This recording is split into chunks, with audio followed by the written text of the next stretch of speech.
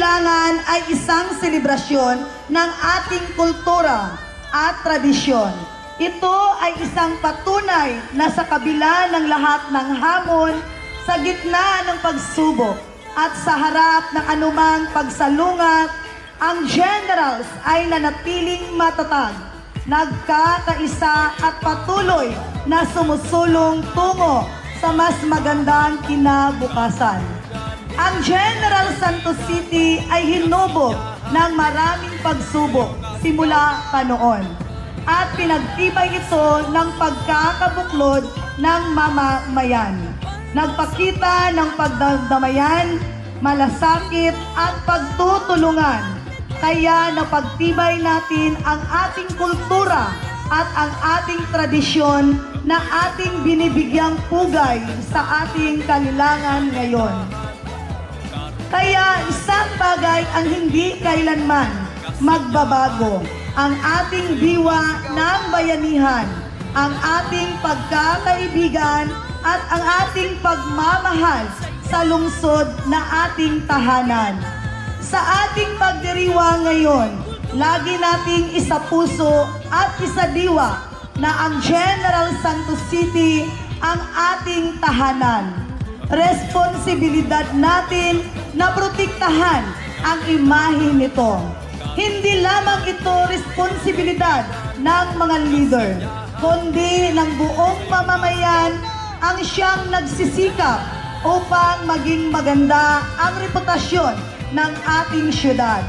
Kaya huwag nating hayaan na sirain lang ito ng iilang tao lamang, dahil hindi ito ang naging turo ng ating kultura at tradisyon. Dahil ang kalilangan ay selebrasyon ng ating pagkakaisa, pagtutulungan at pagmalasakit na siyang pundasyon ng ating kultura at tradisyon.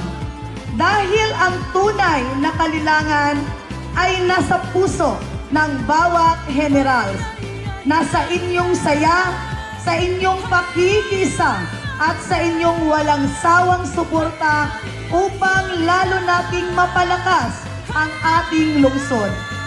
Ang kalilangan ay para sa inyo. Kayo ang dahilan ng pagdiriwang na ito. Kayo ang pundasyon ng aming paglilingkod at kayo ang inspirasyon ng ating patuloy na pag-unlad.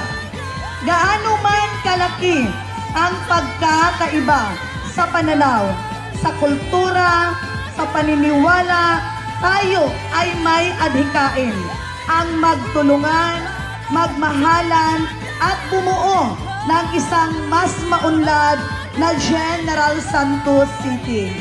Isang adhikain, isang pangarap. Kaya ngayong gabi, hayaan nating punuin ng sigla at saya ang ating lungsod. Hayaan nating ipagdiwang ang ating kultura at pagkakaibigan.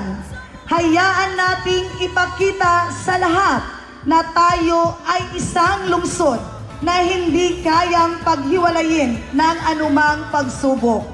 Isang lungsod na pinagbubuklod ng pagkakaisa, pagmamalasakit at pagmamahal sa bayan. Ipagbunyin natin ang ating boses, ang ating lakas bilang isang general.